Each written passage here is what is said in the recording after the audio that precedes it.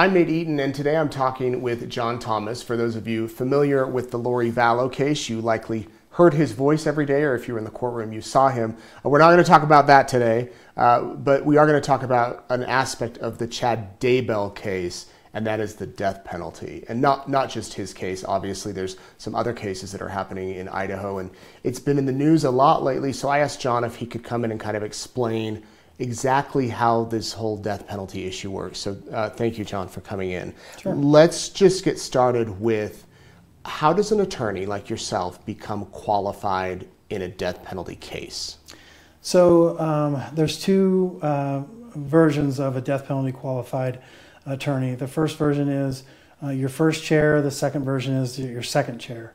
And so in order to become first chair, you have to sit on a death penalty case as a second chair attorney, and then you move up. And so in order to become death penalty qualified as a second chair attorney, you fill out an application. It's about 25 pages long. You have to have done so many cases to trial, felony cases to trial. You're vetted by a group of attorneys, and they decide whether or not you have the specialized skills. You have to demonstrate that you have skills in dealing with expert witnesses, that you have skills in dealing with not only expert witnesses, but high complex litigation, lots of motions, those kinds of things. You have to submit writing samples and those kinds of things. And then they decide whether or not they're willing to allow you to be death counsel. And then if they are, you get assigned a mentor. In my case, it was Jim Archibald. And he agreed to mentor me as a death penalty attorney. And yeah, I've been with him. We've done probably 5 or 6 death cases together. None of them have gone all the way to trial. And we were thinking that Lori Vallow may end up going to trial as a death case. But a couple of weeks before the trial, we ended up getting death penalty taken off the table. Mm-hmm. Which Jim has said is really the win for you guys as the defense team. Yeah, that's it. That's what we do. That's what we work for, is to get the death penalty off the table. And if we can't get the death penalty off the table, a win at a death trial would be to either get her life without parole, or to get the defendant, obviously an acquittal, but a lot of times, even short of an acquittal, a win is still not having the death penalty imposed. Sure. So you were second chair in that case. Yes. And had it gone all the way as a death penalty case, you would then have been qualified to be a first chair. Yeah, theoretically, right. Yeah. I would have qualified to be a first chair, but then you have to fill out another application, get vetted, and yeah, that's the only hurdle that that I have not met yet, is haven't been through a death penalty jury trial. And meaning, for the person watching, well, what's the difference between a first and a second chair? Not much, really. I mean, the first chair deals with you're kind of in charge of all the experts, of all the witnesses, of all the mental health stuff. And the second chair is your co-counsel, but there's a lot of collaboration, and you're always collaborating with co-counsel. You're meeting with all the experts at the same time. Ultimately, the first chair has the final say. And so if there's a disagreement about how you want to proceed, and the second chair says, well, gee, I think that we should probably go this way, and the first chair says, well, thanks, but I think we're going to go in another direction. And the second chair always says, yeah, okay, you're more qualified. Most of the time, the first chair guy is a lot more seasoned, mm-hmm. and has had more trials and understands the background better. So what kind of cases in Idaho could be qualified, the defendant, where the prosecutor could say, we're going to go after the death penalty? So there has to be a murder, and there has to be a homicide. Somebody has to die, and it has to be there are certain qualifiers that make it a death penalty case. There could be a mass shooting where more than one person dies. There could be something that is specifically atrocious and cruel, like the way that they killed the person. If this person has a high likelihood of or a high propensity to kill again, that's one. If there is a death involving a police officer in Idaho, you get the death penalty. Yeah, they automatically go for the death penalty on if you end up killing a police officer. Let's see what else. If there's specific ones for, there has to be a qualifying. If you're committing a murder that's involved in a rape, a robbery, a burglary, something to that effect, then you're qualified to be a death candidate. So there are a few specific ramifications to doing certain crimes that will push you into that death sentence. Also, if you kill someone while you're an inmate in prison, you're automatically qualified for death. Oh, interesting. Okay, so and the prosecutor has to declare within like 60 days of a charge, right? Correct. Or arraignment.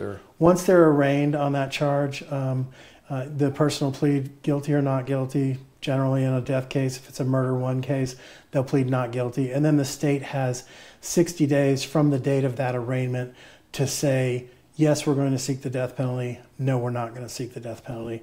Right now, I'm still awaiting 2 cases where death penalty qualified counsel has been appointed, but we're not sure if they're going to seek the death penalty yet. So what are the differences in a trial for same crime? I mean, I guess we could compare the Chad and Lori trials if we want. Sure. Are we going to see differences in how things are argued, or witnesses or evidence versus a death versus non-death? Sure. Death is different. And there's Supreme Court of the United States cases that say that. Death penalty is just different. You get a lot more leeway in your defense. You can ask a lot more questions. You can put on a lot more witnesses. Everything is on the table on a death penalty case. Everything is mitigation. In a death penalty case, and in the Lori Daybell case, we specifically had to have a mitigation expert, somebody at the outset when we first started the case who could go through Lori's background, go through Lori's her life, basically, turn it upside down and shake it out and find out everything about Lori. And in the Daybell case, he'll have to do the same thing. He'll have to have a mitigation expert who's done all that before now, because in a death penalty case, there's 2 tracks. There's the pre-conviction track, which is called the guilt phase, and then there's the post-conviction track, which is the sentencing phase or the punishment phase. And you have to be prepared for both phases at the outset of the case. So you can't go into a trial and say, well, we're going to win this case, so we don't really need any mitigation evidence. We don't need to be ready for sentencing. The Supreme Court of the United States has said you have to be ready for both phases of the case at the outset. So you have to be ready for the mitigation phase. You have to be ready for the punishment phase while you're preparing for the guilt phase. Interesting. So could there be some witnesses that you hold for that guilt phase that you don't have or for the penalty phase versus the guilt phase? Right, absolutely, yeah. You'll have a majority of the witnesses that you'll have on your witness list will be for the penalty phase, because those are, not fact witnesses. Those are witnesses who are going to be able to tell the story of the person who is getting, who was convicted of first-degree murder, and they're looking for the death penalty. So that whole purpose of that second part, once a guilty verdict comes down, if a guilty verdict comes down, preserve their life. Right, that's it. And that's what the defense is fighting, and then the prosecution's fighting, put them to death. Right. And so you have to go in with both phases in mind. You have to go in and say, look, we're going to try to prove that our client is innocent, but if we can't prove that, we still have this backup plan, and we're pushing forward, and we are prepared for both of these phases at the same time. And one of the differences, too, correct me if I'm wrong, is that the judge won't hand down the sentence. Correct.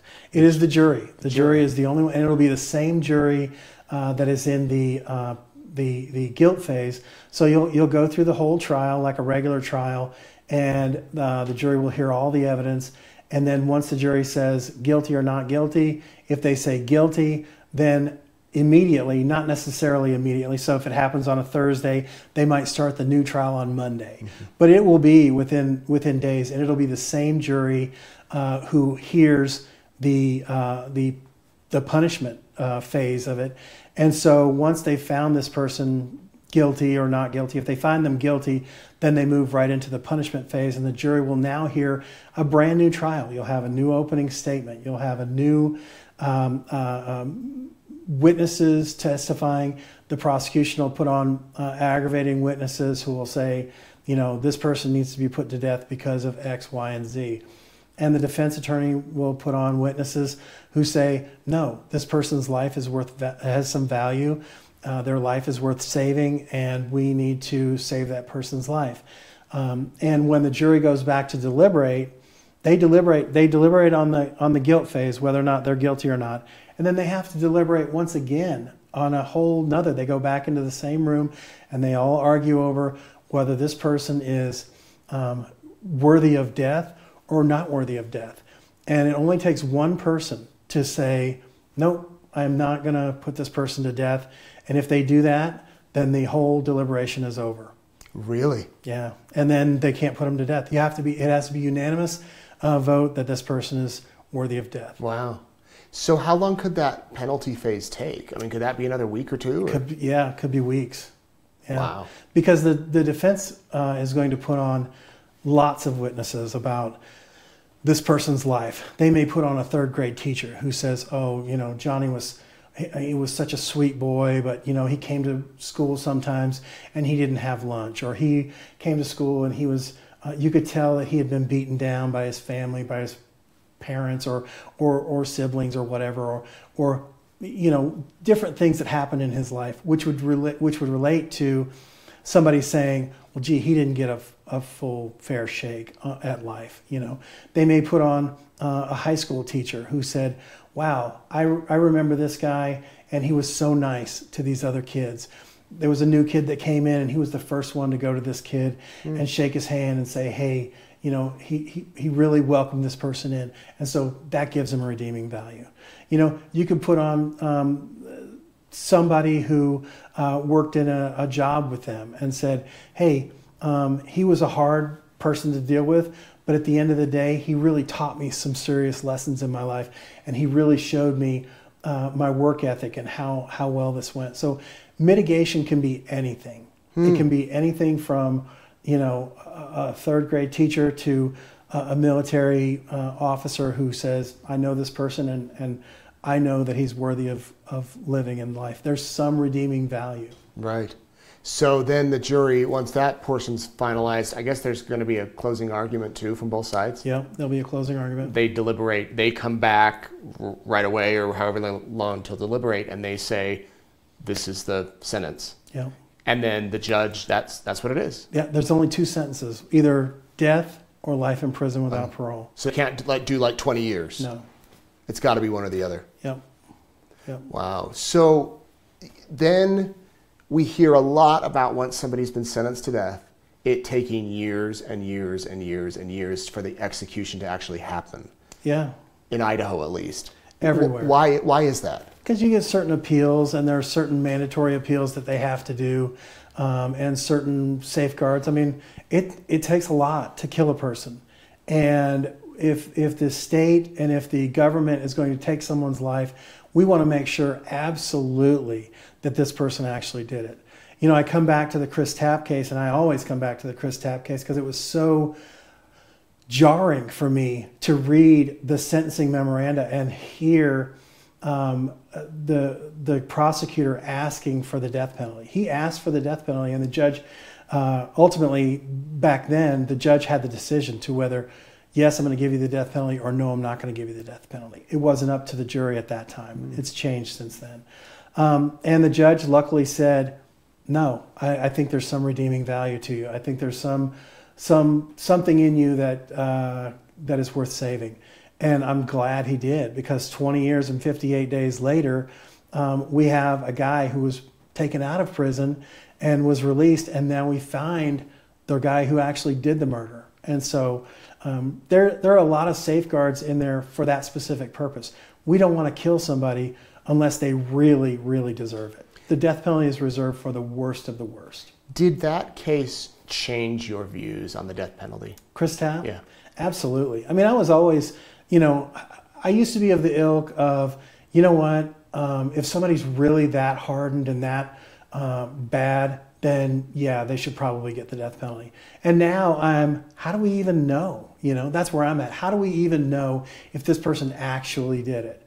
Because the way the evidence comes out, sometimes there's things that the jury just isn't allowed to hear, and due to different rules and statutes where people just aren't allowed to testify, or the state doesn't put specific things on, and the defense says, well, we don't want to put that evidence on because it may somehow be misinterpreted. You don't ever get the full story. And so while the system isn't perfect, I certainly don't think that anybody is eligible for death in this day and age. Well, there's too much at stake. Somebody's life is always worth saving, and I think that I don't have the ability to tell someone, yes, I don't think your life is worth saving. I just don't. You kind of made that point during Lori Vallow's sentencing. Right. And you don't have to talk about it if you don't want to. You got hammered a little bit. I'm sure I did. Online and whatnot. But that was the point, at least to me, that you seem to be making. Yeah. I mean, who are we to judge, right? I mean, we all have to end up at the same place in front of the pearly gates, and we're all going to be looking for mercy. And so I don't want to be the one who is saying, yeah, this person should have been put to death.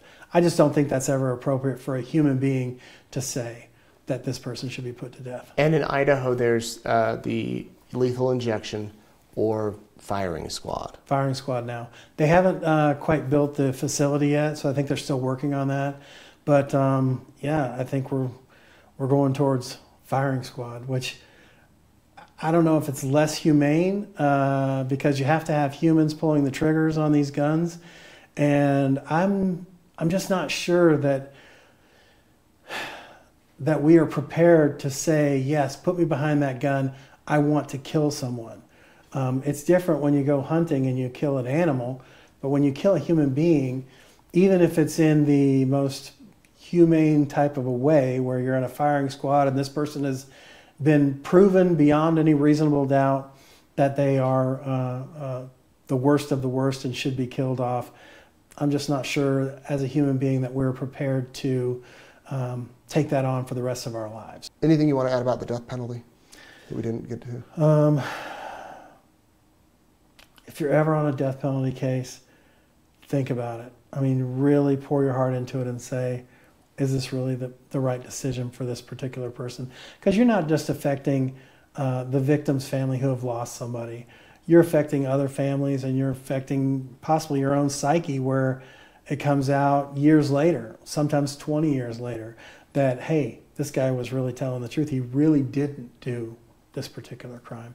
And we found out that it was actually done by somebody else. I wouldn't want to be in that position and have that on my conscience that, man, I voted to kill somebody when he actually didn't do it. And it seems like there's stories every month, every week of those things where someone's on death row and then DNA clears them or something happens. Yeah.